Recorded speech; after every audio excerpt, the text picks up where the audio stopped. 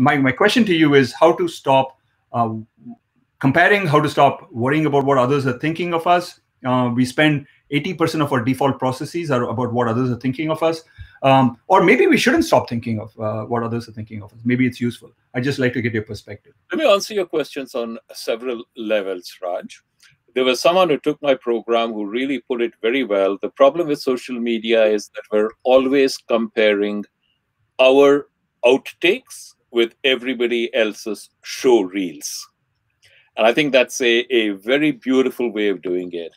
And even before social media was so prevalent, when I was teaching creativity and personal mastery, I have a whole bunch of people. And in my syllabus, as you know, I list a number of questions. But one of the things people are always interested in is, I want to know what they're thinking of me. And the short answer to that is, I can tell you what others are thinking about you. I really can. What others are thinking about you, they are not thinking about you. I'm being deadly serious now. You know, we go around life and we think that everybody is watching the movie of our life. But they're not. They're watching the movie of their life.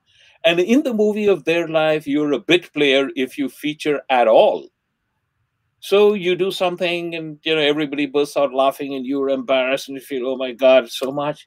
Hey, it's 30 seconds and I can prove it to you. And I've done this countless times in my class. Think of some time where you made a horrible fool of yourself, work situation, you know, social situation, doesn't matter. But, you know, you made such an egregious mistake that your face goes red and your ears burn as you think about it. Remember it in detail. Then go back and talk to the people who were actually there and bring it up. 9 times out of 10, you'll find that they don't even remember it. You've spent years beating yourself on the head about this, and they don't even remember it. And even when they do remember it, you know, it's oh yeah, you know, it happened. No big deal. Let's talk about something more important, like what are we going to have for dinner? So we have this enormous habit of beating ourselves up on ourselves, and the other party doesn't even care. That's so true. A story about that. Do we have time for that? What's that? So you have a story about that? Yeah. Story. We have time for stories. All right. So what happened is when my first book, Are You Ready to Succeed, came out, the publisher said, they had the audio rights as well. They said, you know, instead of having a professional narrator to read the book, why don't you read it? I said, wonderful. I'll be glad to do it. But there's a problem. And the problem is I'm leaving tomorrow to teach at London Business School, and I'll be away for 3 months. They said, no problem. We'll hire a studio in London. I said, fine. If that's what you'll do, then I'm game. So they did.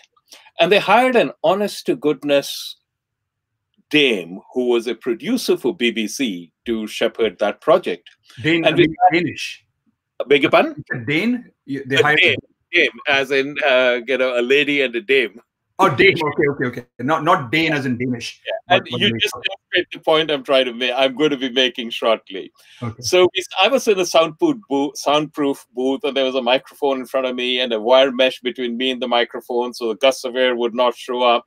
And she went on and led me patiently through that. And I very patient, you know, she'd say, Sri Kumar, can we try it like this, please? And how about we try it like this?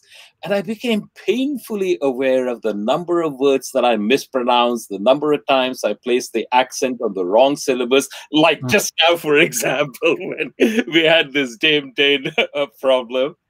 And my ears were burning, and I swore, you know, I can never speak again in public. You know, once I get out of this, I'm going to take months of elocution, and I'm going to do that first before I even venture on a stage again. And it was really, really an eye-opening, humbling experience for me. But then the book came out, and then I finally realized that because of the nature of my topic, there's enormous goodwill towards me and what I do. And as far as the audience is concerned, the fact that I have a thick Indian accent, if I do have a thick Indian accent, I don't know. They really don't care. All they care about is, am I getting something that's worthwhile? Yeah. And if it is, then the rest doesn't matter. And if I mispronounce a word so egregiously that everybody bursts out laughing, I brought some humor into their otherwise just jejune life, and that's wonderful. So I never took my elocution classes, and I don't care if somebody laugh, if I can make somebody laugh because I mispronounce words. That's absolutely wonderful. I brought some laughter into their life, and life is good. And ever since I had that, I've never been bothered about it. So I know firsthand what are others thinking of you. They're not thinking of you. They're not watching the movie of your life. They're watching the movie of their life. And the moment you come to peace with that, you'll stop thinking about that. And then you'll recognize that one of the very worst toxins you can introduce into your life is to compare yourself with anyone else. There will always be people who are better off by orders of magnitude than you are. There will always be people who are worse off than you are.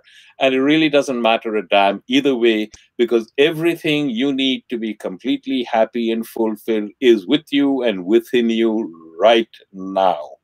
And comparing yourself with someone else, one of the most futile, idiotic things you can ever do.